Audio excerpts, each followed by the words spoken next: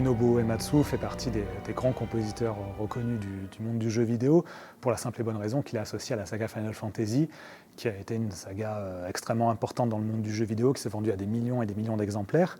Alors au Japon, évidemment, Nobuo Uematsu est connu depuis le premier Final Fantasy, qui est sorti en 87, mais là où c'est important, c'est que dans le monde, finalement, c'est Final Fantasy VII, donc qui est sorti en 97, donc 10 ans plus tard, qui a servi en fait de percée du jeu de rôle japonais dans le monde. Et beaucoup de gens ont découvert donc Final Fantasy et Nobuo Uematsu à travers ce jeu-là.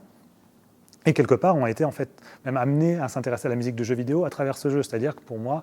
Final Fantasy est l'un des plus grands ambassadeurs de la musique de jeux vidéo. C'est une série tellement riche, tellement forte en émotions, à la fois propre au scénario et émotions musicales, qu'elle a amené forcément des joueurs à se rendre compte que oui, il y a une richesse émotionnelle qui est possible dans n'importe quel domaine, dont la musique de jeux vidéo. Et Nobuo Uematsu, c'est quelqu'un qui est un très grand mélodiste, qui a été reconnu pour ça, c'est-à-dire qu'au même titre que Wagner, et le principe du leitmotiv, c'est-à-dire les thèmes qui reviennent régulièrement, qui sont associés à des personnages, à des situations, à des thématiques, c'est quelque chose qu'il a parfaitement adopté, Nobuo Uematsu. Bien souvent, comme il y a des scénarios très riches en personnages, il s'est retrouvé à associer des motifs ou des thèmes à chacun des personnages principaux, des thèmes qui eux-mêmes sont repris à plusieurs reprises au cours de l'aventure, qui du coup renvoient à des émotions un peu subtiles, un peu fines, et à l'évolution même des personnages. Donc on est dans ce rapport, encore une fois, très intime quelque part avec la musique de ces jeux-là. Et c'est ce qui a fait le succès de la musique de Nobuo Uematsu et qui l'a fait reconnaître en tant que grand compositeur de musique de jeu. Et par la suite, évidemment, la plupart des concerts de musique de jeux vidéo avaient du Final Fantasy dans leur programme. C'est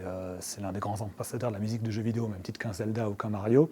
Là où les concerts Symphonic Selection et Symphonic Odyssey sont intéressants, c'est qu'en fait, ce ne sont pas juste des transpositions pour orchestre, dans le sens où c'est la musique d'origine qui a été arrangée directement pour orchestre, qu'on va entendre comme telle qu'elle dans les représentations. En vérité, c'est deux arrangeurs qui sont John Evaltonen et Roger Wanamo, qui ont entièrement reconstruit en fait les morceaux pour en faire des suites symphoniques. Donc ça va être des poèmes symphoniques, des symphonies même ou des medleys, et des suites symphoniques intelligentes dans le sens où elles vont raconter une histoire qui peut être accessible à n'importe quel mélomane, à n'importe quelle personne, donc c'est-à-dire qu'elles ne sont pas du tout adressées qu'aux joueurs de jeux vidéo et aux connaisseurs des jeux en question. Et la manière de raconter l'histoire est assez subtile parce que les thèmes que tout le monde connaît des jeux en question vont être mélangés, ils vont être fusionnés, ils vont être déconstruits. Donc on est vraiment sur une approche aussi même au niveau orchestral qui rappelle la musique savante du XXe siècle. Leurs influences, ça va être Stravinsky, ça va être Richard Strauss, ça va être Bartók, ça va être Gustav Holst. Donc on est vraiment sur une approche que n'avaient pas les compositeurs à l'origine. Donc c'est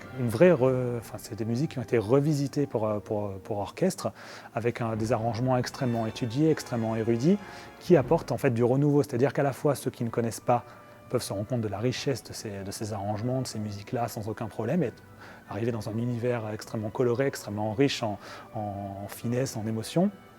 Et au-delà de ça, le joueur lui-même va se retrouver pris au piège de ses propres souvenirs, c'est-à-dire qu'il va y avoir à la fois la nostalgie qui va être titillée par des différents rappels des thèmes qu'il a pu rencontrer dans les jeux,